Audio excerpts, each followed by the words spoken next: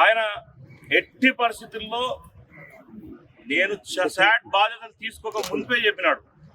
ఖచ్చితంగా క్రీడలకు స్పెషల్గా వారికి ఒక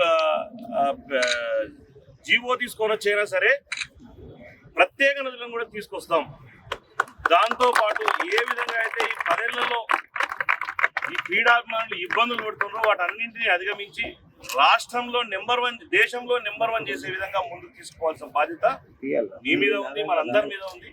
చాలా మంది ఇబ్బందులు పడుతున్నారని చెప్పిన దానికి ఈ రోజు నిదర్శనంగా మొట్టమొదటి మన బడ్జెట్ లో ఈరోజు దాదాపు 325 కోట్లు ఏర్పాటు చేయడం జరిగింది.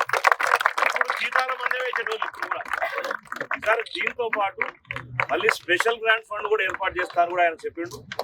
రాబోయే రోజుల్లో ఖచ్చితంగా వీటికి కావాల్సినటువంటి ఎటువంటి చిన్న చిన్న సౌకర్యాలు ఉన్నాయో వాటన్నింటినీ ఏ విధంగా చేసుకోవాలో కోచ్లతో అందరితో కూర్చొని రాబోయే రోజుల్లో తెలంగాణను దేశంలో నెంబర్ 1 స్థాయిలో నిలబెట్టి ముఖ్యమంత్రి గారికి గొప్ప పేరు తీసుకురావాల్సిన బాధ్యత మనందరి మీద ఉందని చెప్పి అందరికీ తెలియజేస్తాం.